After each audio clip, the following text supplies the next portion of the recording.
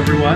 Welcome to another episode of Can't Get You Out of My Head, the podcast dedicated to all the songs that we just can't seem to shake. My name's Dylan. You already know that. And this week I'm joined by an extra special guest judge. Judge? This is not RuPaul's Drag Race. What the fuck? I'm.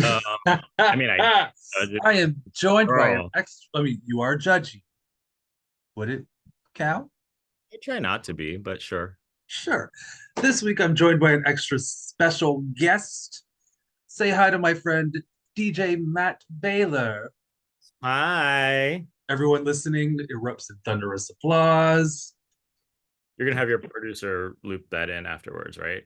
By producer, you mean me. Absolutely. Yes. So Matt, welcome to the pod. First time. I'm excited, like a virgin. Hey. Good old Madonna reference. She had a big weekend, didn't she? We're going to talk about her in the music section, or the music news section. It's all, Towards the end. Towards the end of the show. right. So, for everybody who doesn't know you already, tell the listeners who you are. What do you do? I am a DJ in Washington, D.C. I've been a full-time DJ for coming up on 15 years now. Various bars and gay bars and clubs around the city.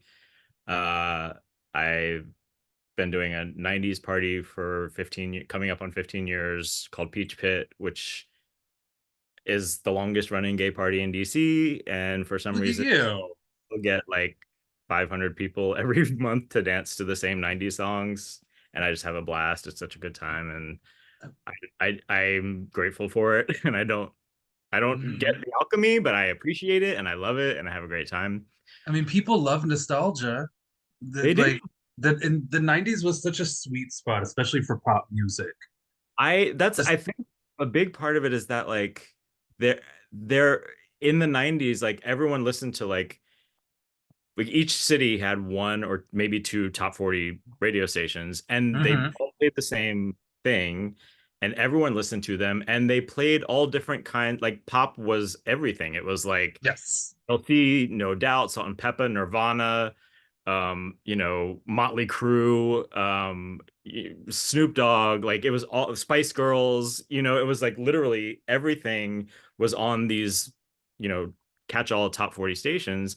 And so everyone knew all the words to all of these songs that may not have been in their particular like genre of choice, but our genre of choice was all the same. And then once you get into the 2000s, it gets weird because everyone started having their own sort of started to delineate a little bit more. Yeah, and people can access music their own ways through like Napster or the internet or whatever. And there wasn't that sort of like monoculture of wide-ranging styles of pop songs for people to know all the words to. So I think 90s were like kind of the sweet spot peak of that, like everyone words to all the songs, and I love it. I did see a meme this morning that was it was like, I appreciate all the pop girlies that are coming out nowadays, but I was in the car the other day and I heard You Drive Me Crazy by Britney Spears, and it's still such a fucking banger because they just don't make production as big as that anymore. No, it's all 2-minute kind of TikTok or stream number friendly songs, which is like just depressing. And not that some of them aren't bops, like Ava Max, like she got bop after bop after bop after bop, but it's like, I mean, $1 Million Baby is that girl. Oh yeah, and like what was that other one? Maybe my head and my heart. Head in my heart. Maybe you're the problem. Maybe you're the problem. Yeah. But that's what I'm. But it's like, but they're all. I don't know, and not she's. I'm not singling her out specifically, but it's just like, I don't know. It's just everything feels so. And this isn't. I mean, I'm not saying anything new, but like it feels so kind of filtered down or filtered up. I don't know, and processed and perfection is such a thing now that like there's like a rawness to the older stuff that isn't allowed anymore. There's no room for kind of yeah. No, have you ever heard of Alice Chaudhur? No. So she was a pop girl for a minute and just she didn't disappear from social. Like she's still on Instagram and all this sort of shit. but uh she had a couple of songs. Oh God, she had a duet with Iggy Azalea, uh Lola. Hmm. I think that's the song. Okay. She's the one that sang the hook, Right. but she's Is that got one this of song called Hourglass that is no no no no no no no no no. Okay. And it's just like she's trained in like opera, and so she throws in like operatic high notes and sort of does a really good job of mixing the genres of like opera and pop, mixing the two elements. I miss genre mixing. I miss, Check her out. not to not to Cowboy Carter it up, but like God bless her for like trying something different. And Right. God bless her for a lot of things, but like for one, for like taking a chance and like not and experimenting and trying doing something that wasn't necessarily safe, production wise and genre wise or whatever, and trying something. And some people love it and some people hate it. And some people think it's great and some people think, you know, she needs to stay in her lane or whatever. But like God, but she's in a position where she can kind of afford to, but like Uh-huh. unlike the other artist in a similar position to her who isn't really maybe taking any chances or trying something new. And like I feel like the contrast between those two right now is so kind of stark. I don't know. Yeah. As one of your previous guests referred to her as like the poet girl or something. That's yes, Mrs. Swift. It's Miss Smith. Swift. They aren't married yet. I don't think he's Mr. Swift yet officially, but yeah. Not yet. Not yet. But there will be the inevitable breakup song about it. No, the inevitable 31 breakup song about it. Breakup album deluxe plus DVD content. Plus, then like a Taylor's version of that album, probably. Girl, don't. Mm, mm. I mean, you know who we have to thank for the Taylor versions of things, right? Yeah, yeah, I do. And I Who is it? Scooter, right? Oh wait, I was like, you don't have a Scooter Braun tattoo on your arm. Who is that? That's Kelly Clarkson, the original American Idol. Love it, love it, love it, love it. Kelly's the one who gave her the idea. Oh, and God bless. Why do I keep saying God bless? Goddess, So, higher yeah. power bless Kelly Clarkson for everything. Yeah, I mean, and including that. she is a good old Texas gal. Ain't no So tech. let's get down to this whole shindig. Yeah, let's do it. The whole point of this podcast is to talk about the songs that we keep listening to, that we can't stop streaming, that we can't stop watching the music videos, etc., etc. So, Matt, Yes, DJ Dylan. Matt, Yeah. what's been in your head? So there's this artist who had one hit, God, I guess it was 10 years ago, actually. They just Okay. celebrated the anniversary. That was kind of viral and kind of huge that pretty much every gay, and I think some straights even actually know. Um, Her name is Kiesza, and the song was called Hideaway. You're just a hideaway. You're just a feeling. That iconic one shot Yep. nonstop take video where she's dancing around the block in Brooklyn with her dancers. It's fucking amazing. I was wondering what happened to her. I can tell you what happened to her. Please do. We should do a podcast about it. If only. If only. She so that entire album was amazing. I saw her in concert. Actually, my DJ partner and I got to open for her when she came to DC. Stunning. She did an amazing show, amazing vocals, and amazing moves, very, choreographed, like all of it. And then she kind of disappeared, and then she resurfaced, and she kept putting out sort of like collaborations here and there and stuff, but didn't really come back with another album until during the pandemic, actually, an album called Crave that was Yes. Oh my gosh. yeah, which was like 80s pop, like power pop 80s. Because the single was called Crave, right? It was called Crave. There were a couple singles. Crave your touch. Yeah. Yeah. That's it. Yeah. And it was pandemic, so everything was weird. But people were like, "Where's she been?" Well, she actually was in a very serious car accident and suffered a very traumatic brain injury and Oh, had to relearn how to basically almost died and had to kind of relearn everything about how to live and work and move and sing. Thought she would never be able to dance again. Like, and this was like a multi-year kind of experience, which where people were like, why didn't she capitalize on that first album and go in and, you know, where has she been? And that's where she was. So she really had to like kind of go through it and come out on the other side of it. And she fortunately she did and came out with Crave, and which was amazing. And now she's this year she's released 3 new singles from an upcoming album, each of which are absolute bangers that are okay. back to her sort of like house beats, like catchy. Hmm. Um, and her again, her vocals are amazing, and she's able to move again now, which is great. And so she's actually able to like deliver what we've all wanted from her. And it's, I mean, it's 10 years later, and who knows who's still, I'm still paying attention Hmm. and very excited for this era because they're all, it's just like she's banger after banger after banger. And I'm so excited for her and like that she's survived all of this and is able to kind of Yeah. put again to the world that she really feels, you know, is she's ready to do this and come back if we're ready, and if not, she's still putting music out that's freaking amazing that I'm working into my DJ sets any chance I can because I that's what I feel is like that's what I love about DJing. It's not like standing up in front of people and throwing my arms in the air and having Uh, like me. It's like the kid in me who used to make mixtapes for friends in high school, like uh, discovering like mixing songs that people know with songs that I want that I've discovered that I want other people to discover and kind of share the yeah.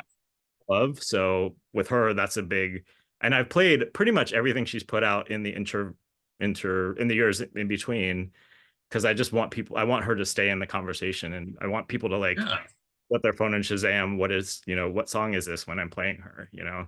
Aw. So Because I mean, yeah, music is such a love language. I don't think we realize it. it absolutely is. There are times where I'll hear a song and I'll instantly think of someone for whatever reason. And it's whether I send it to him or not, the fact that this tune written by a stranger has me connected to something else, to someone else, to whatever. That's I still get pretty random fucking incredible. from like friends of mine from even from like middle school or high school or college who or I guess not elementary school, but like middle school or college, high school or college, who anytime they hear the song, do you know the song Damn, I Wish I Was Your Lover by Sophie B. Hawkins from like 1992? I do not. You will. I Um, will. It'll be on the playlist. that's my favorite song of all time. Good. It's just my favorite song of all time. It is the greatest song of all time, period.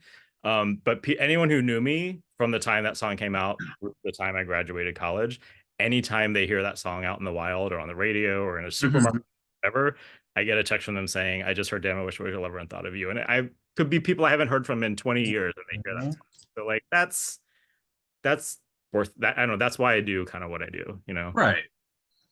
So what would your favorite song to be if you could only play one song in your DJ set, what would it One song be? Of just ever of ever. anyone Ever. ever. Your favorite song to play ever. Oh my god, my favorite song to play ever in a DJ set. Woo. Um. Oh my gosh, that I might have to come back to. That's a tough Okay. question. Let me make it a little easier. Your favorite Kiesza song to play. I mean, Hideaway is the one that everyone knows, so that's always fun to play because people don't hear it as much now. But when they hear that drop at the beginning, they're like, Ah, yeah, ooh. like the beat Yeah. drops out like Yeah. Uh-huh. people kind of lose their shit. Of the new ones, I think my favorite, there's a song called I Go Dance, which is really just like that's what it is. It's like about I Go Dance, and it's a Imagine that. yeah, and there and it's just like it just hits really hard. There's another one called Dancing and Crying, which I think is the title of her upcoming album, Okay. which is kind of epic. Like it kind of fuses her Canadian folk origins and and is lyrically, it's like kind of a journey, and then it builds to this intense like crescendo, and it's got still got this banging beat behind it. Okay. She goes into sort of like operatic like octaves towards the end, and it's just like it's just this whole adventure. It's just really freaking good, and I want everyone to hear this stuff. We were talking about genre blending. You Right. mentioned Canadian folk, dance, and opera in the same 3.5 minute track. Yeah, and there's an older I'm here song. for it. She's a weirdo. Like she's a nerd weirdo freak girl, which I love. There was a song she put out maybe 5 years ago. It was like around Halloween, called "Phantom of the Dance Floor," Mm-hmm. and it's a duet with a male opera singer, produced by Stuart Price, who produces like everyone from Kylie, Pet Shop Boys, like he produced everyone. Madonna, Confessions on a Dance Floor. So it's this haunting, weird house opera song. Okay. That's why I'm like, anyone who wants to should do a deep dive on her, because she has so much stuff going in so many different directions. That's like, I can't stop fangirling about her. All right. Well, I'll definitely throw some of her tracks on the playlist for this week so that people can follow along and reintroduce or introduce themselves. Yeah, welcome her back into the fold. Yeah, bring her back. Especially after Hideaway was such a viral hit. I'm always surprised when somebody sort of, I hate to use the term, but like fades. Yeah. Well, and that's the thing, is like she like it was sort of, it wasn't intentional. It's just, Right. and now it's like, I want all of these good things. And also the videos for all three of the new singles are, or four, I guess, are sort of a series, like they're kind of linked. They're all black and white. Ooh, And I do love a good story. yeah. Check out the videos too. It's good stuff. She knows what she's doing. Hell yeah. Well, we'll be right back. We're going to take a quick break and we'll be back with a bit more of Can't Get You Out of My Head.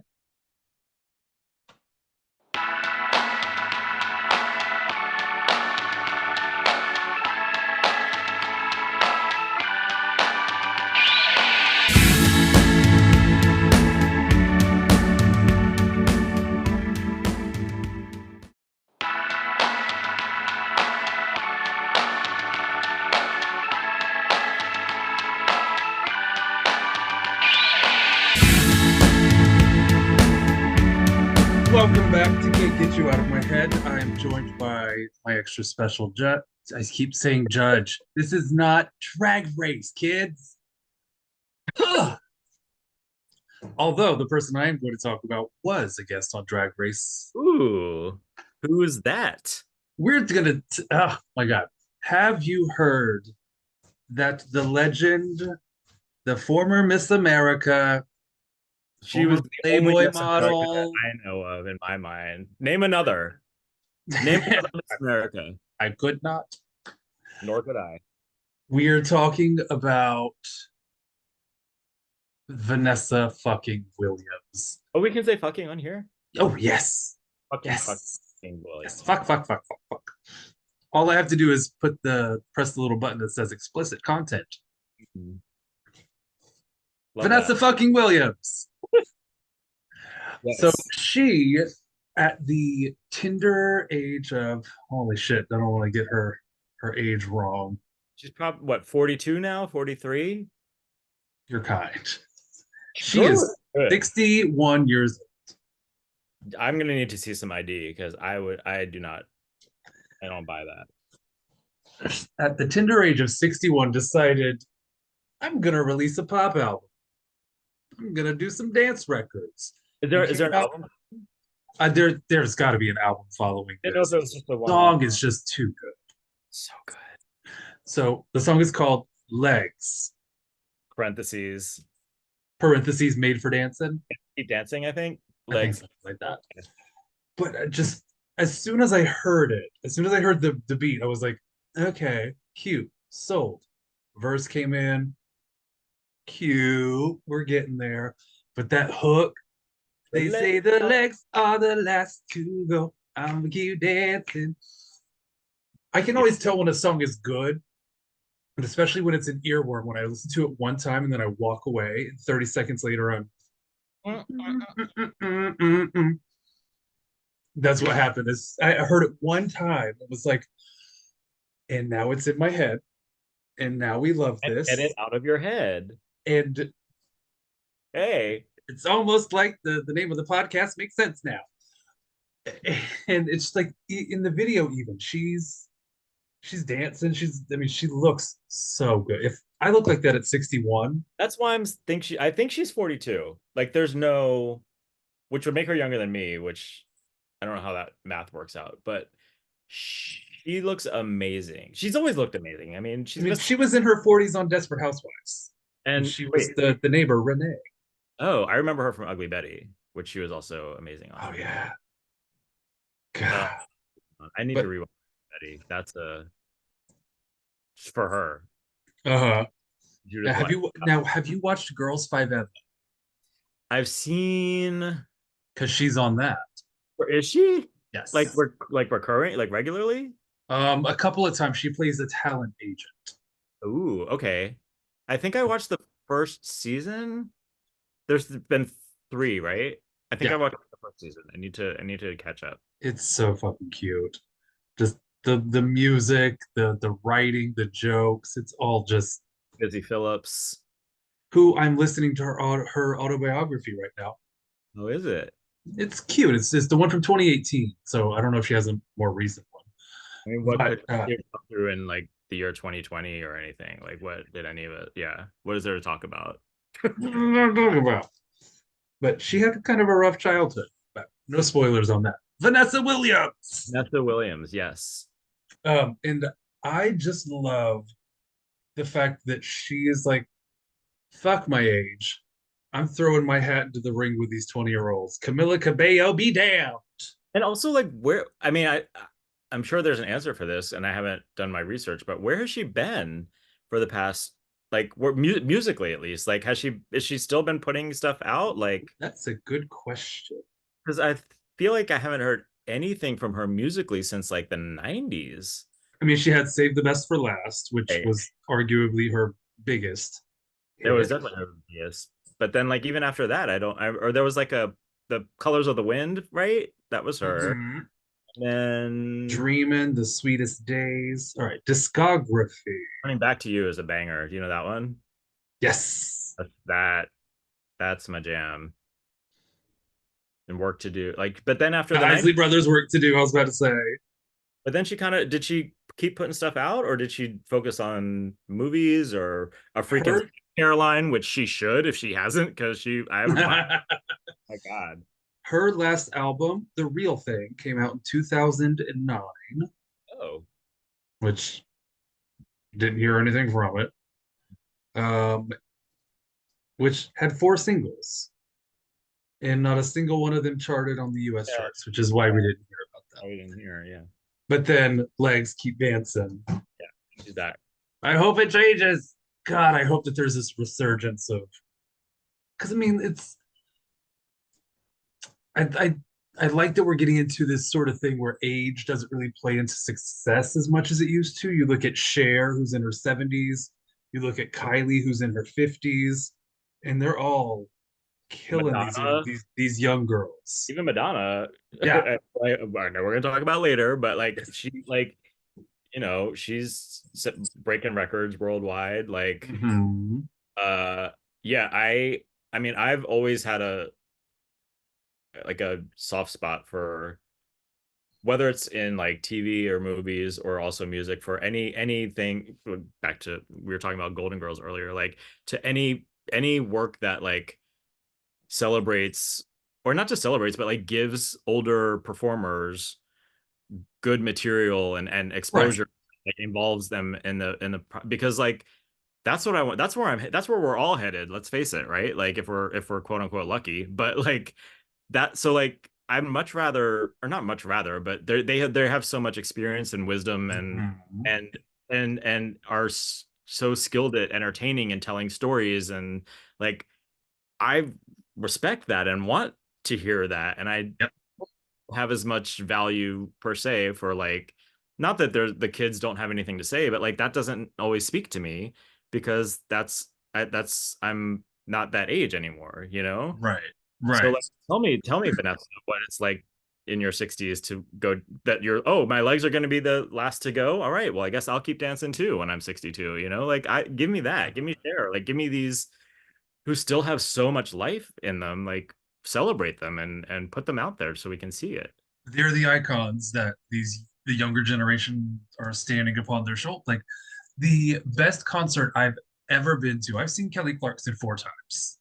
Wow. God love her. She's the artist of my lifetime. The best concert I ever went to was March 1st, 2020, Diana Ross at the Fox Theater. Yes. Nothing, Oh my nothing God. will ever come close to me experiencing Diana Ross with I, 4,000 other people. I need to see her. I It need it was there's no words. It's like as soon as she came out, it's like holy fucking shit. like they don't even have to do it. They could just stand. I'm sure she did probably just stand there for like minutes, just receiving the That applause and she the put in work. There was I think like, 6 costume oh, changes. I'm sure she did, but I'm like, she could just walk out and stand on stage and people would bow the fuck down like they like because they've earned it and they Right. yeah, oh my gosh. I will never forgive myself for not Tina Turner was the one that I really really really wanted to see before she the problem with her was that she actually did retire when she said she was retiring, which Uh-huh. everyone who does a farewell tour, like Cher's done 15 of them, Barbara, what, like, and they never actually do retire. They keep touring. So I Right. guess I didn't believe her when she was saying she was doing her last tour. And And then then she really was like, no, no, guys. oh, I'm done. I'm moving to France. I'm done. Mama's tired. I'm taking this wig off. I'm gonna go be happy for a while. And I was like, good. I'm glad she got to do that. But yeah, and I'm sad I never got to see her. Yeah. Because that would have been like, I mean, those people are, they're, I mean, and they're disappearing one by one. So, Yeah. you got to see them every time, any chance you can. That's such a bucket list thing to be like, I got to see Tina Turner. Oh yeah, well, I didn't. Right. Is there any? Is I'm trying to think if there's a who's a bucket list that I did get to see. I did see Prince the last time he was All with my right.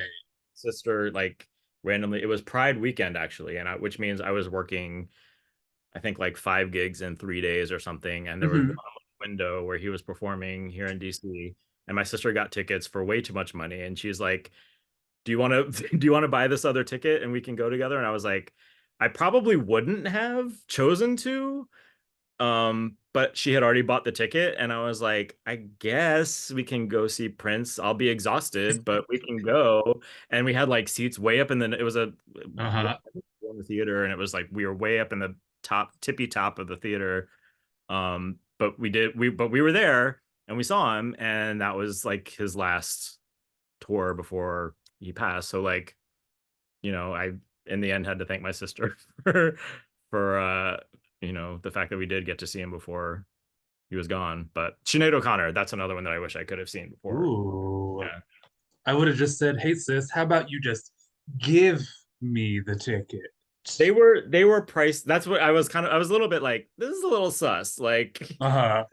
bought two very expensive tickets and is now, pol- you know, she's wonderful and I love her, but I was like, no, I'm feeling a little bit like I Obligated. can't really say no because you already bought the tickets Right. but again, I was also like, it's I wouldn't have chosen to do that, but in the end, I'm glad that it worked out that way because I wouldn't have seen him. Yeah. Yeah. I mean, the only person on my bucket list right now is Kylie.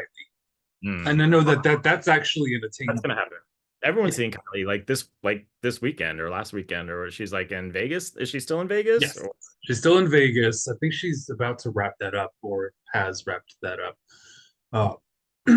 But it's it's she's not such an old gal that she's not. I mean, she's what in her 50s. I think That she's bitch like probably has 5 tours left easily. at least, yeah, and she's At touring all the least. time, and we'll know when she's done. Like when she's finishing up, but she's not going anywhere. Yeah, I Although saw. I do wish I would have seen her Aphrodite tour. I That's saw easily that. the best Kylie album. I think that one is probably, I loved X also. X was also amazing. That's the tour I saw. Justice for X, Yeah. dude. Nudity. People do not Dude, pay that song enough attention. what was the in these arms? How does it feel in these? Yeah, there were wow, like there were Yeah. so Wow, many. wow, wow. It was a Yeah. pop Yes.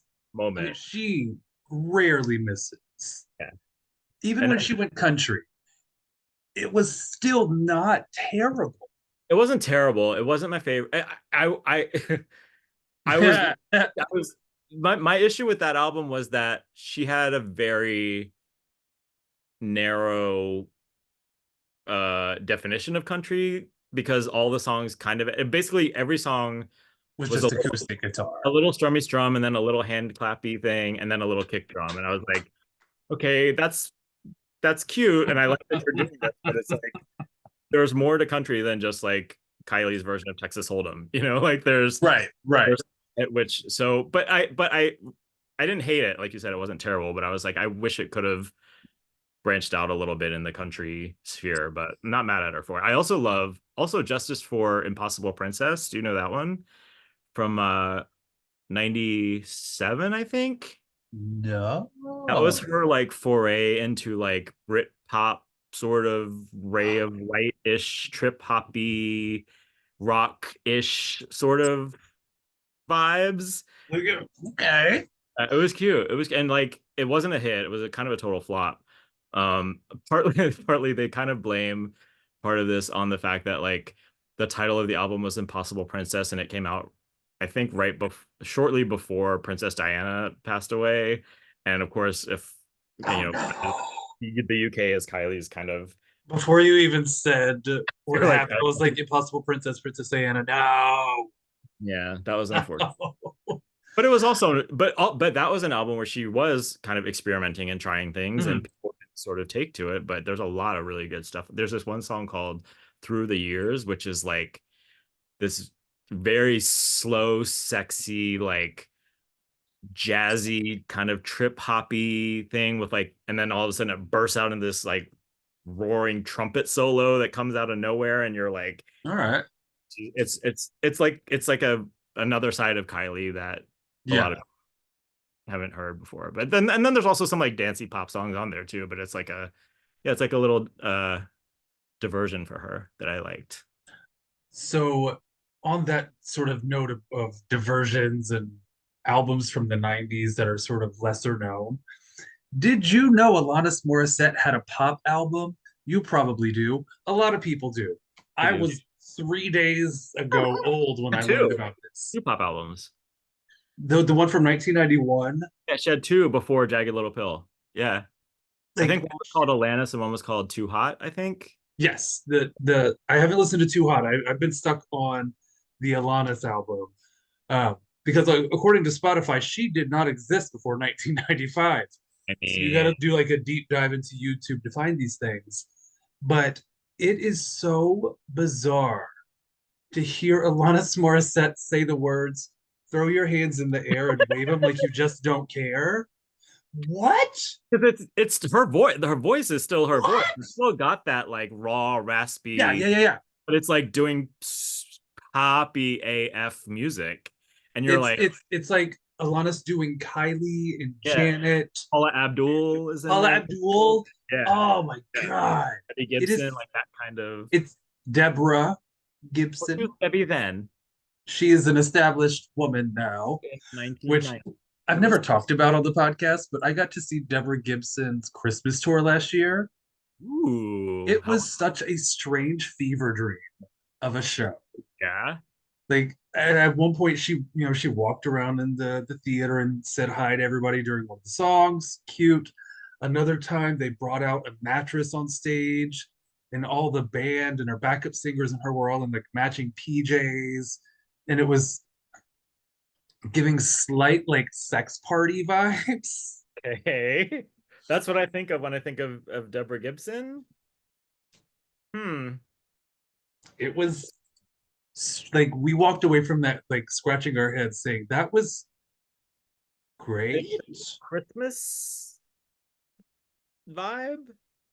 Interesting. Deborah. What you Deborah. gonna do? Deborah gonna Deborah. Legend. Debbie gonna Deborah? Is that a thing? I don't know. Yeah. How did she sound? She sound Debbie good? does Christmas. Debbie does Christmas. She Love sounded it. great. I mean, That's what she should call it. Debbie does Christmas. Debbie Like, does Christmas. and The then marketing is there. the sex party would make sense then, you know? All it would all She might have to whip out a titty Janet style, but you know, yeah. I wouldn't say no. I I mean, if she did it, I wouldn't cancel her the way Janet has been canceled. Let's put it that way. Correct. I'd blame Justin even if he weren't in the Debbie Gibson arena. We do not. We'll do a whole episode about why we dislike Justin Timberlake someday. Well, let's take a quick break, talk some more shit. Well, we got some music news coming up that I'm actually pretty excited about. Do tell. Yeah. BRB kids. Please.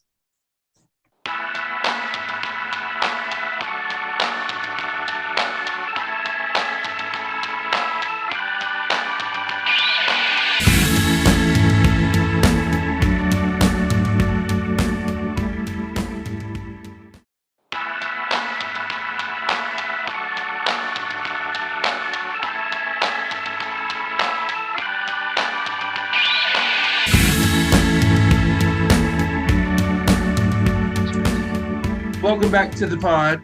You're listening to Can't Get You Out of My Head. Now's the time where we talk a little more shit via music news. Now, You got DJ Matveda. We've mentioned her a couple of times over this past episode. Madonna. Mm-hmm. She just closed out her celebration tour with a free concert in Brazil, playing for 1.6 million people. Yeah. That's a lot of people. A lot of fun. Like all of your listeners. Right? Shade. Shade. But it's just like that's such an insane number to even call. Like, how would they even manage that kind of crowd? I have no. I saw some pictures and I was just like, is that what 1.6 million? But like that can't. I have no idea how that logistically would work. Like, right? Yeah, I don't. But it was held at the Copacabana beach in Rio, in Brazil. It's the record for the most people ever at a live. Not quite. Oh no! I did a little research because I was like, I see that it's a big number, but what would be the most attended concert? So there's 3 that have beat her.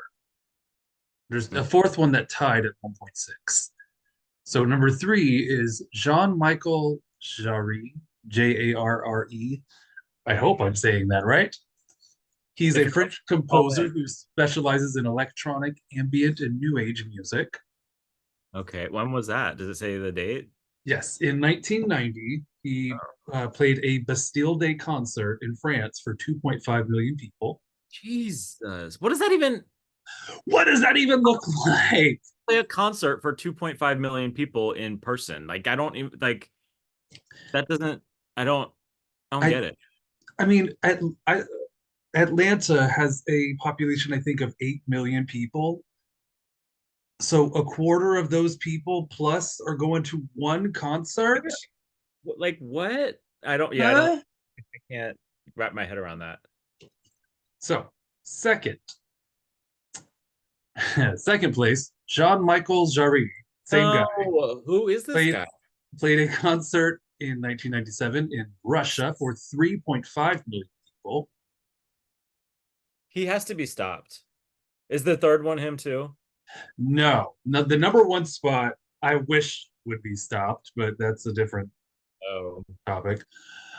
Playing for a record, in 1994 at the Copacabana beach in Brazil, where Madonna just played, playing for a record-setting crowd of 4.2 million people. Is this person still alive? I'm gonna try to guess. Can I try to guess? Yes. Right. Yes. Still alive? Yes. Jesus. Uh, the Beatles or something? No. Uh, oh my God. Can I get a hint or something? I don't, I kind of Um, think of, American artist, huh? known for the big fluffy hair. The big fluffy hair. Not the greatest vocalist, but people eat him up. Him. That was another hint. It's a That's a, guy. I give up. Rod fucking Stewart. Wait, no, I would not have guessed that in a million years. I know. What? 4.2 million people in In 1994. Brazil? Mm-hmm. At Copacabana Beach. Like Madonna, millions of people in Brazil, I can understand. Rod Stewart in Brazil, that doesn't strike me as But his. you also have to think it's 1994. That's sort of the But height. Brazil, there's not an internet. There's like people aren't streaming. Like, was he? Was Wow. he a big deal in Brazil? I don't know these things. That seems unlikely to me, but I guess he must have been a bigger deal than Madonna ever. Okay, cool. Good for him. I, Wow. it's baffling to me. Also, that means they could fit like 3 times as many people on that beach as were at the Madonna concert? What is Yeah, this beach? How do they get 4.5 million people on a beach? I I'd still put it in perspective to the population of my city. Yeah. Half the people in this city in the same place, I would lose my fucking mind. And even like sonically, visually, like what can any of those people actually see or hear from wherever they are positioned in this whatever this space is that can hold 4.5 million people? I don't No. I I don't mean, you're blocks and blocks and miles away from this. that's I mean, huh. Well, you just blew my mind. Cool. Yeah. Yeah, that was a I yeah. wow. And Well, I in guess other news, yeah, right. I'm like good for Madonna, but not as good as I thought for Madonna because Rod Stewart still beat her ass. Wow. Okay. you know what though? Good for Bob the drag queen for being the Yep. host of the celebration tour Did you see and the play. Was that? you get to see the celebration tour? No, I did not. I got to see it in Brooklyn. I enjoyed it. I I will see Madonna. She's on my bucket list, but I don't know. I've got to really be into what she's selling. Well, I mean, that's why I went to this one because I was like, first of all, it might be her last time. Who knows? Well, I mean, just like physically, like she might not be able to after what she's Right. like she might be forced to retire even if she doesn't want to because like physically she might not be able to again. And also like, I, it's because this was sort of her celebration of 40 years and it was basically going to be a greatest hits Right. perspective. And especially once I learned that it was going to be ra- rather faithful versions of her hits, Mhm. not like weird Not TikTok remix. reimagined. Yeah. Right? Yeah. I was like, this is the time to see her because she might not tour again. She definitely won't probably do a greatest hits again tour. So whatever her next tour is, will probably, if she does one, will probably be her whatever direction her next album might go in, which Right. unpredictable at best these days. So I was like, this is the time to like carve out the money to actually see her, and I'm glad I did because it was an amazing show. She honestly looks great. Like she, what surprises me is that, or what I was pleased to see is that without all the like Facetune and filters that she loves to do on all of her Instagram Yeah. pictures that make me concerned for her because I'm like Catley. she doesn't look human anymore. But then when Right. you see her in person or in any pictures or videos that are unfiltered on people's cell phones or whatever, She she looks looks great. yes. I mean, she looks like she's had a little touch up done, but she doesn't look, alien, poreless, skin with the Right. weird shaped face. Like she looks like she's well maintained and is her age, and she looks Yeah. and healthy. And I'm like, I hope that she's getting that kind of feedback from people that like, you look great, Madonna. Like you don't need to do all these face tunes and filters and make yourself. That's not what looks good. Like you look good au natural, and you know you can still you don't need all that stuff because. And so yeah, I hope that that's going forward. Like but you know, she's Madonna. She's gonna do whatever she's gonna do, and I'm just glad I got to see her do the hits. Could you imagine how insane the energy in the space would be to have 1.6 million people singing like a prayer back to you? Mm. Just the sheer force of that. I mean, I mean, it's I'm grateful that she got to experience that. You know, like she yes. deserves that. She's like those are hits that again going back to like the 90s of it that like everyone knows every word to all of those songs. You know, you can't have that anymore. That's not a Yeah. thing. Oh, yeah. And I'm and sure that she you've has seen it. tons of those. She has like dozens of songs that everyone knows all the words to. Right. It's like, I'm sure you've seen it as a DJ if you've ever dropped like a prayer. It's like, all it takes is that first line, life is a miss, and Like done. that. Yep. It's the weird Pavlovian effect that we have in our head. As And soon as that starts to play, everybody's like, "Whoa, gotta go!" no one doesn't love that song. Like Yeah, no one, like even if you don't love that song, when it comes on, you love that song. You know, yeah. like no one's like, I'm leaving the dance floor now. He's playing For like a those 5 minutes, you were right. just in it. We're in it. It's a moment. Yes. Hmm. God bless Madonna. Yeah. Well, in other music news, What's Rod Stewart up to now? who the fuck knows? Probably. He's, I mean, I never understood. I Yeah. get that he was a product of the time And the moms love him, and and he, the he had a mom. couple he had a couple of the 80s and early 90s things that I appreciated, but like the whole vibe. I mean, I no, can Rod name one song. I don't think you're sexy, Rod Stewart. Like, I can no, name two songs. yeah. That one and Some Guys Have All the Luck. Yep. Yeah. Only two. I can't say that he is heavy on my rotation. No. Hmm. But in other music news, it has been rumored. Do you remember a little group called Linkin Park? Vaguely. Vaguely from the early 2000s. Yeah.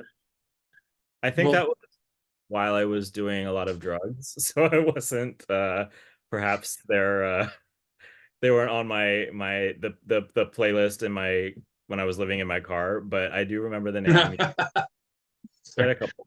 Had I'm a not laughing at drug use, I promise. Oh, I can laugh at it for sure. Yeah. But yes, I remember the name Linkin Park. Yes, Yeah. and yeah, they had a couple songs that I know.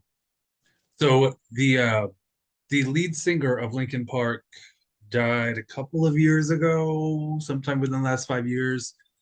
And it has been rumored that they're looking at doing a 2025 reunion tour, but this time adding in a female front woman, female vocalist to Mary be Todd. the lead vocal on it. And it's been rumored that Amy Lee, the lead singer of Evanescence, Ooh. I know, was Sure. like, that might actually be cute because you could totally just do a joint headlining tour. Uh-huh. Evanescence in Linkin Park. I'm into that. And I'm would honestly probably be more into their music if they had a female lead singing it, just in general. That's what I Yeah. call me gay. That's what I tend to gravitate towards for some reason. Uh that I like I'm intrigued. Yes. Yeah, and I What do you just think it is about gay men and female vocalists? I don't listen to a lot of males, and I always say that it's because I'm not as impressed by them. uh, yeah, it's a really interesting question. I don't know. I think uh, I mean, well, I don't, maybe, okay, I'm thinking out loud here. Maybe because like when I was in, I mean, obviously I'm not the only one, but like growing up gay, like or closeted or whatever, like all my friends were girls. Same. So maybe that's part of it. Like we gravitate more towards girls to relate to in a way that we don't necessarily to guys who we want to like fuck or we're attracted to or whatever. And Mhm. so when it comes to music, like that's more of the voices that are telling us the things that our friends as children used to like that relationship kind of. And also just uh, I feel like women's music has always been more interesting, like more poppy and more kind of beat driven and less like I mean, and this is obviously this is a huge generalizations, but like men have been more rocky and more like you know, navel gazing kind of that kind of thing, and girls have Yeah. been more poppy, and that maybe there's a gay attraction to that kind of vibe more so than the rock because I've never really super been into rock and I don't know. What do you think? I typically find that mm, female sung, female led music, however you want to say it, tends to be a bit more emotional and emotionally connected, but also empowering. Like, there's not a whole lot of guys who are out there singing about empowering things, but then But they you've don't have got to because we're in a patriarchy, right? So like they've kind of always had the steering wheel in their hand, and so the women are the right. ones who've been kind of almost like the underdogs, and so they're the ones who are like have more strong, which we gays can relate to, And maybe. relate. Oh yeah. I Ah, mean, out of all the tattoos that I have of musical artists, there's not a single man. I who have would your one. favorite male artist, musical artist be? I can put you on the spot now. Do I have I know that's the thing. It's like, one? Fuck. no, it's not If I listen to a male vocalist, it's going to be something Broadway based. okay. Well, It's I'm talking pop. I'm talking pop music, like or yeah. like I'm trying to think. That's uh, uh, they're gender non-binary, so I can't really say Alex Newell. no, love her though. Them. Love, love, love, love. Uh, Let's connect my love. You know that one? Collect My Love with the Knox. Holy fucking shit. Baby, baby, woo, baby, Baby, woo. baby, Baby. baby. Ooh. Uh, That when she goes into the high notes, I it's miss her. Like I miss. I know she's on Broadway. She's doing great, but like I miss her pop stuff because like or that yeah. song with Jess Glynn, Kill the Kill the Lights. Lights, produced by the legendary Nile Rodgers. Yep, yep, yeah. God bless. So I mean, But that I doesn't know that she's answer. gender fluid, non-binary, kind of goes back and forth. I would say Alex Newell is my favorite male But no, vocalist. you can't say that because Damn it! that's Calm I down. don't think Alex would appreciate that. See, I got to go to Spotify to see if I even have any males saved to any that's like female. Kelly Rowland. By the way, have you ever heard of Sharon Red? I feel like the You'd name. like her shit. Old school disco diva. Ooh, okay. Old school. She's great. Uh, no, I don't have one. I'm going through my liked songs and it's literally just women. Actually, Nile Rodgers, the All right. godfather of disco, is my answer. He's I not a know. vocalist, but I he's a know. producer. That's the And loophole, my but God, does he produce some good ass music? I can't. When I got to see a couple of months ago, I got to see Duran Duran I saw them last summer, 2 summers ago. when And Nile Rodgers was the opener. yes. Yes. And you're like, oh, he did this song. Oh, he did this. Oh my God, he wrote this. He produced this song. And that, like, Yep. yeah, amazing. So, and I think it was 2018. I got to see Cher for the first time. And when I saw that she was coming, I was like, cute is Cher. And then I saw that Nile Rodgers was her opener, and I was like, boop, boop, boop, getting tickets now. Like that was the selling point for me. Yep. Yep. And so when I saw that Duran Duran was coming, somebody I knew wanted to get tickets because they were like, Duran Duran, we have to go. Like, meh. But Nile Rodgers, boop, boop, boop, boop, boop, tickets. Like, and he sat through Nile Rodgers' set just like Yeah. clapping politely, and I was losing my mind. Even after he was doing, did he do like the medley of all Oh of yeah. them? Oh Yeah, yeah. like Material Girl and Let's Oh Dance. yeah. The Tory or what else? I can't even think of all of them now. But it's We Are just Family. their family. He's the greatest dancer. Like that Great, man. Not Perfect. But Get Lucky, Daft Punk. Lucky. He even did Cuff It, Beyonce. Oh, did he? I don't know if Yes. I don't know if that was out yet when I saw him. It wasn't But out yet. okay. But yeah, like, how could your friends just be like not? Did they not? Are they not 80s I children? don't know, but they lost their mind during Duran Duran. Okay. And it was quite the opposite. Like I sat there just, But he produced a bunch of their stuff too. yeah, yeah. Hmm. I don't know. People have different tastes. Today. On the topic of taste. Hmm. So Sia, God Oh. bless her, Hmm. has come out with a new album called Reasonable Woman. Right. And according to Pitchfork, who Uh-oh. I deem was a pretty reputable source when it comes to music reviews and the like, has given it a 5.5 out of 10. Is that I know they're pretty harsh critics. Is that Mm-hmm. decent for them or is that bad for them? I mean, a 5.5 out of 10 is sort of middle of the And road. yeah. Yeah. I mean, I know in general that, but like, is that's even for them, that's pretty low. Yeah. Yeah. The condensed review that they gave it was the Australian hitmaker's 10th studio album, which, by the way, 10th studio album since 2014. Girl, Oh wow. And she had a bunch before that too. go, yes. But Chandelier came out in 2014. Oh, wow. So she has put out one album a year. Shit. The 10th studio album is an overproduced amalgamation of disco, hip hop, and radio pop that even Sia's gale force delivery can only carry so far. Hmm. I gave it a listen and I can see why they said what they said. So Right. Sia is well known for turning out these songs in 5, 10 minutes. That's sort of her reputation. But that doesn't always make them good. Just Yeah. because you can write them fast.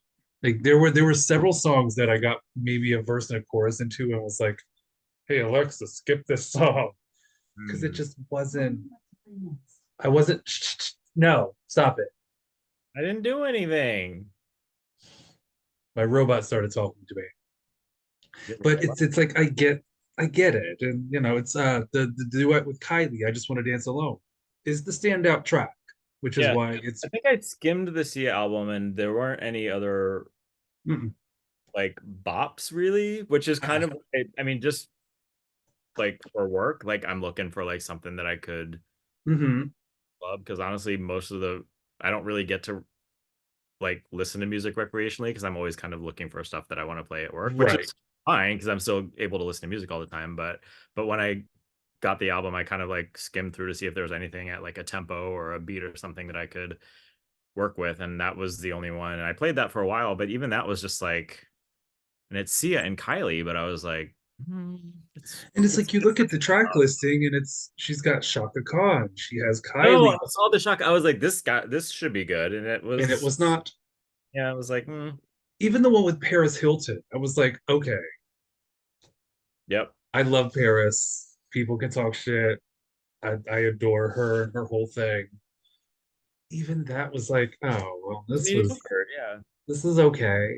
I mean, it sounded it from what, and again, I just kind of skimmed it, but it didn't. No, it did. it sounds like it was kind of written on the fly, Yes. produced on the fly, and you know, I guess Sia, and I love Sia. I saw her in concert.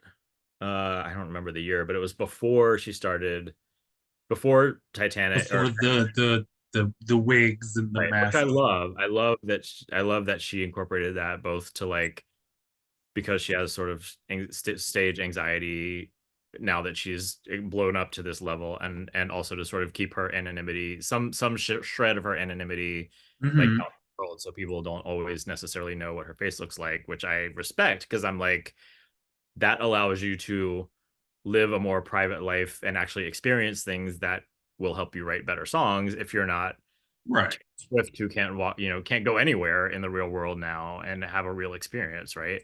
Only the real ones know what she looks like because we were Right. around before she started hiding her And face. she's kind of, she's showing her face a little more now, like kind of on Instagram and stuff like that. Now that But she's gotten the face work. right. And but I remember when I saw her over 10 years ago now, it was the most like bantery I've ever Uh-huh. seen with the, like, she would chat with members of the audience during the show for like, I don't know, 5 minutes at a time or something in between songs, and just like have a full on. And it was, and she's very like bubbly and sparkly and Australian, so there's a cute Uh-huh. involved, and giggly and silly, and it was like such, so joyous and fun. And it was like we knew about this kind of little kind of secret artist or whatever who hadn't blown up yet and didn't Right. necessarily seem like they were going to anytime soon. And then she blows up, and I'm happy for her, but I do feel like, yeah, like the just the fact that you can write a song in 5 minutes, and I think she's been pretty vocal about the fact that like she does it for money. She's like, I like money, and if I can write a song in 5 minutes and make millions of dollars off of it, like why wouldn't I do that? And I get that, but yeah, at some point the quality is gonna kind of suffer. Because I mean, going back to Kylie, for example, she wrote "Can't Get You Out of My Head" in like 5 to 10 minutes. But Granted, half the song is just na na na you na know na. who wrote that, or I co-wrote it? Maybe, I don't know if Who wrote? Who? Kathy, do you know Kathy Dennis I from the 90s? do. She wrote that, or co-wrote it, or I know she Okay. was a writer on it. I don't know if she wrote it so by herself, but she was one of the writers. She did Touch Me All Night Long in the 90s. Move me, baby, Yes. drive me crazy. And she also co-wrote Toxic. Oh, yes, she did.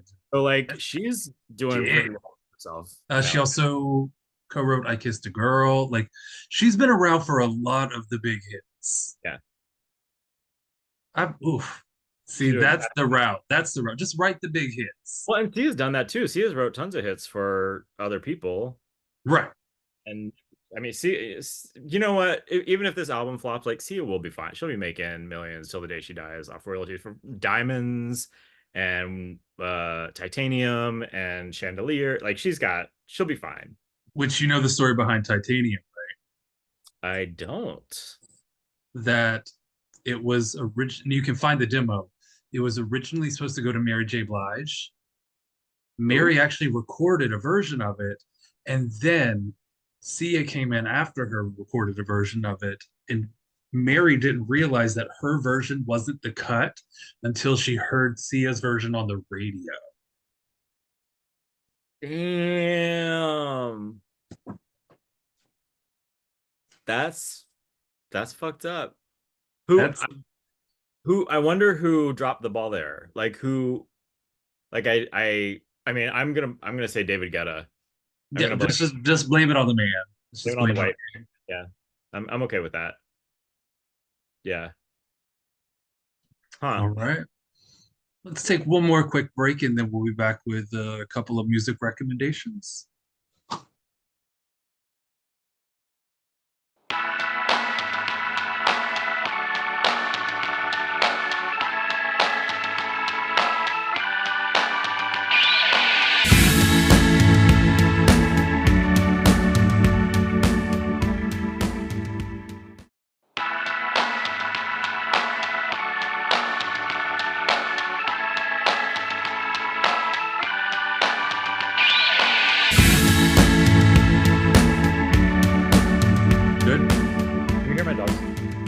No. Is he snoring right now? Oh, he's okay. Right there. Oh, Wadsworth. Cute thing. Welcome back to Can't Get You Out of My Head, the podcast dedicated to all the songs that we just can't seem to shake. Now, DJ Matt, Yes. earlier in the episode, you picked Kiesza as the, did I say that right? Kiesza? Yep, that's ours. Ah, You got it. as your pick for the week of who you can't seem to get out of your head. For our listeners, who would you give as a recommendation? Something similar to, completely opposite of? I so there's an album from the year 2000 Mm-hmm. by a singer named Kina. Kina, like Tina but with a K. Okay. And she went solo after leaving. There was a 90s R&B group called Brownstone, Okay. and she left the group, released this one solo album in 2000, self-titled, uh in a style that I I guess would best be described as like soul rock, sort of. Um, Okay. uh, Tina Turner would sort of be a name kind of thrown around in that kind of like that sort of like rock, Yeah, yeah. B rock sort of soul thing. Incredible vocals.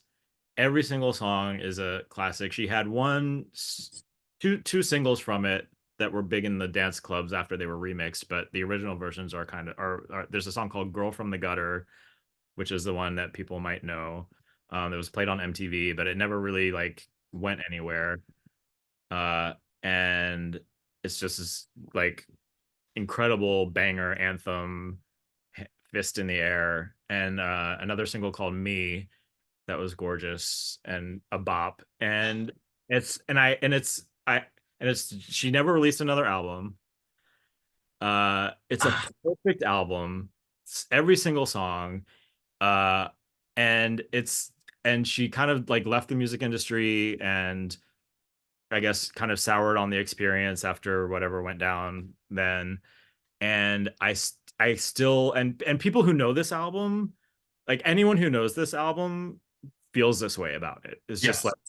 like we've been waiting 24 years now for more Kina. It's never gonna happen, but like this, anyone who knows this album is like, it's perfection. It's absolute Yeah. perfection. I can still listen to it time and time. And there's not a lot of music I can listen to over and over and over again and not get tired of or want to change the station. And I can listen to that album start to finish and just like kind of, it's a great like road trip with the windows down kind of driving album. Yeah, yeah. It's so, I do know the song Girl from the Gutter, you do. and that is great. It's yeah. It's an anthem for real. Oh, I mean, you never know if she might pop back up. Yeah, she's kind of dabbled a little bit on Instagram of like maybe putting together a live show or something, but it kind of seems like she's happy where she is now, and she had to work through a lot of stuff to get to a point where she's kind of okay with kind of Yeah. leaving in the past or whatever. But and yeah, it's I feel like it wasn't available. I'm not a big streamer. I'm still kind of a physical media slash like actual downloaded Hmm. files. I want to actually have the music. Right. Can't take it away from me. I feel like I remember it was not available for streaming, and then I feel like I heard it might have become available for streaming recently, but I'm not sure of the current status of that. Oh, But it's definitely on Spotify. it is. Okay, good. That's good. That's recent then. So Yeah. that's got it on there. Yeah, Oh, check. they don't make them like they used to. Oh, they don't. They really don't. Oh. And it doesn't. It's hard to find an artist to compare it to. That's another reason I love it, because it's like there's not another album like this by another artist where it's like this. I don't even know how to categorize it genre wise, because Mhm. it's kind of a unique, special thing of its own. So Just a perfect work of art. preserved, and it's like it lives in a little vacuum. Exactly. There's something very special about that. I wish Yeah. there was more, but you know, she never released a bad album, you know, unlike Sia, I mean, apparently. when you're one for one Right, and exactly. it's good, you might as well just walk away. Exactly. Well, my pick for the week, I Yeah, mentioned Vanessa Williams earlier at yeah. the tender age of 61. And my recommendation is it's actually, and I found this one to be slightly interesting because I knew that she could sing, but I never quite expected her to jump into like more of a pop world. Kate Hudson, Who?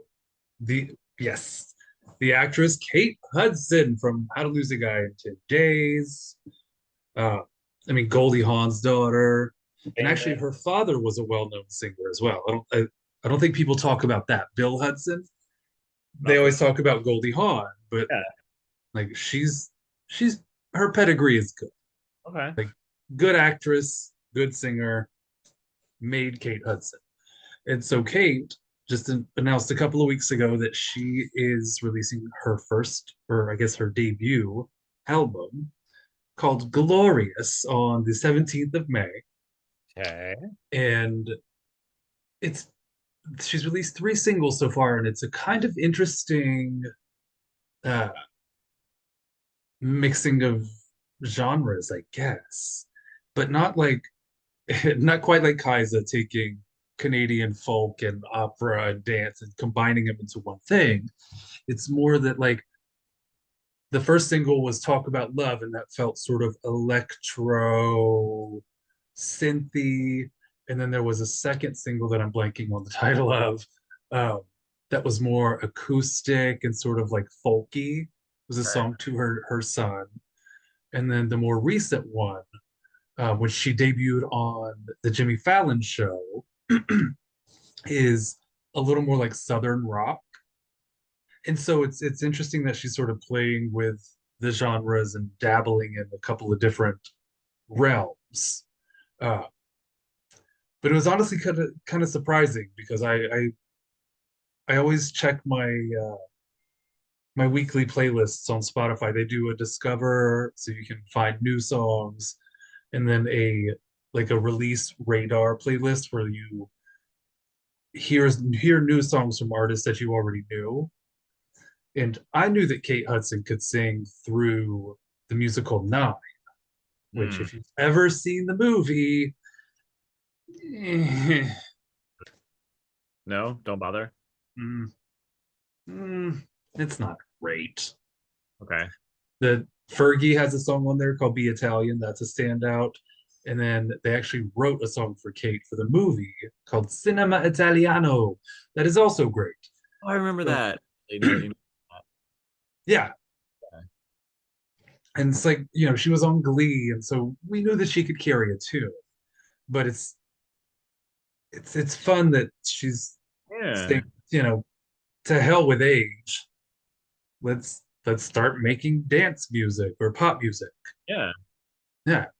All right. That would be my pick for the week. If you haven't heard the 3 songs that Kate Hudson has released in the last couple of weeks, check them out. Start with Talk About Love, because Okay. that was the first one, and that's the one that like It's made poppy. the, made Yeah, the you're right. ears perk up and like cock my head to the side, like Kate Hudson?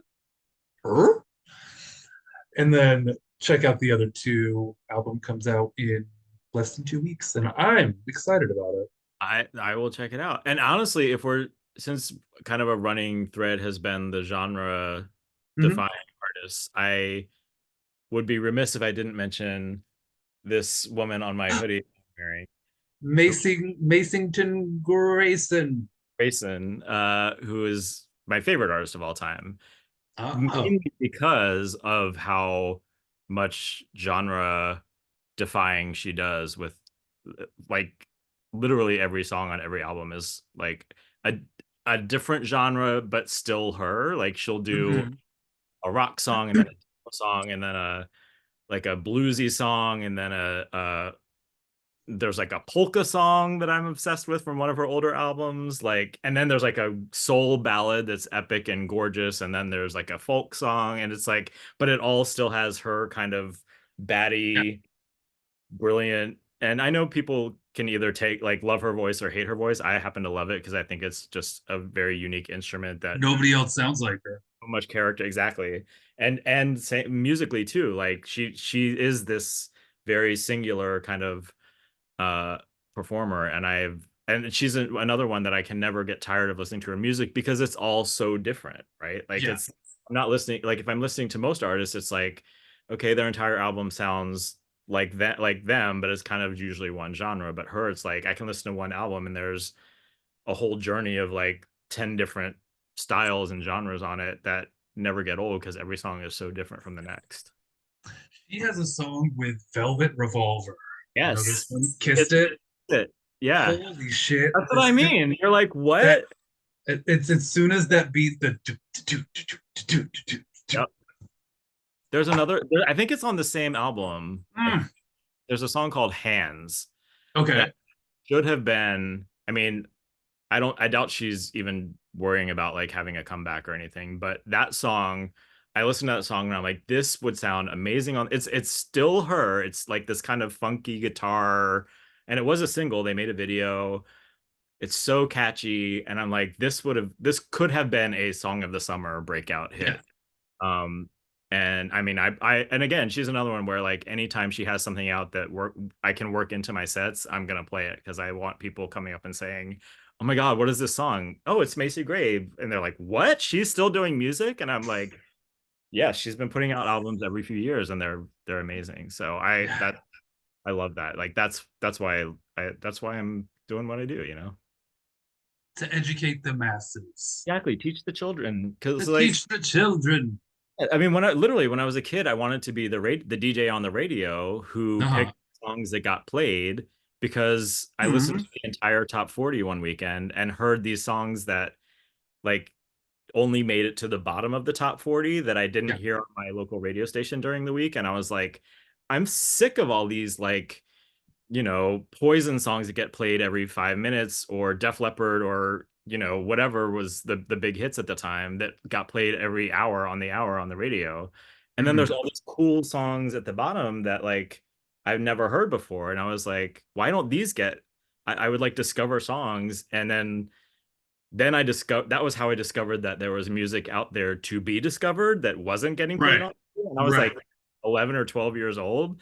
And that's like become my lifelong passion, is like discovering songs that deserve more exposure and are as good, if not better, than the songs that get played every 5 minutes, and giving them some airtime, you know? I love that. I love that I get paid to do that. Like it blows my mind, you know, that what I wanted to do when I was 11 years old is what I get paid to do now, you know? You get to do it now. That's fucking cool. Well, Matt, oh, thank you so much for joining us. For having me, Dylan. Of course. And say, give my love to Wadsworth. Will, when he wakes up, he's deep in sleep right now, as he is for 23.5 hours a day, kind of. That cutie. Oh. Yeah. I love that he wears a sweater. Yeah. It's just so cute. Well, where can all of our listeners find you and follow you and listen to your mixes? Because you put everything up on Mixcloud, right? I do. I used to do SoundCloud, but they just had too many issues with like copyright issues and taking stuff down that they didn't need to take down. So yeah, I have 3 Mixcloud pages. One is for current stuff, which is my name, Mixcloud/DJ Matt Baylor. And then I have a 90s page where I put a monthly 90s mix, which is Mixcloud/Peach Pit DC, because that's my 90s part. And then I have an 80s page where I put a monthly 80s mix every month, which is Mixcloud/Sadie Pines DC. Okay. And everything else like Instagram, Facebook, DJ Matt Baylor. You can find and me. That's BAILER. Yes, sir. Stunning. I'm going to issue you a challenge. I would love to hear a mix of, because I've talked about this on previous episodes. My God, they do dance music right in Europe. Mhm. Give me a Swedish mix. Hmm. Like a Max Martin. I mean, Max Martin, you can go Loreen, you can go Zara Larson, is she Swedish? She's on my Zara Larson. I don't know. Is she? she's that's it sounds Swedish. Larson? There's two She S's. sure as fuck is. Yeah. The more you know. Robin, you said Robin, right? Robin. Robbie, Uh, the talent is out yeah. What is it? I feel like you might have talked about this on another episode, but what is it about is there something in the water in Sweden that makes them like there. Have you watched the documentary This Is Pop on Netflix? Oh. Okay, there is I think it's like episode 2. It's called Stockholm Syndrome. They go, they talk to 3 big producers from Sweden who have Grammys and this and all sorts of accolades, and it's just like Do they find an answer to that question? Like what is it? Florida, Okay. sort of, but this one of the guys is like, yeah, I did the Backstreet Boys. Yes, I did Britney. Yes, I did this one. Okay. It's just like they're so downplayed there. Whereas in America, people would just be dying to brag about that. But Huh. these guys are just like, eh, Just it was another a day. Tuesday. Yeah. Yeah. Yeah, yeah. Yes, I wrote Hit Me Baby one more time. Okay. Amazing. It's fucking great. Yeah. But no, Sweden, I don't know what they put in the water, what they teach these kids. They just do it right. Right. Hmm. Well, Hmm. you can also follow me on the socials at the_Dylan_Michael, and you can follow the podcast at Can't Get You Out of My Head podcast on Instagram. You can find these episodes on Spotify, YouTube, and SoundCloud. And we hope to see you back next week where we'll talk some more shit, have some more music recommendations. And once again, Matt, thanks for being here. It's been a blast. Well, thanks for having me. It has Of been a course. Hmm. Until next time, kids. Bye. Bye.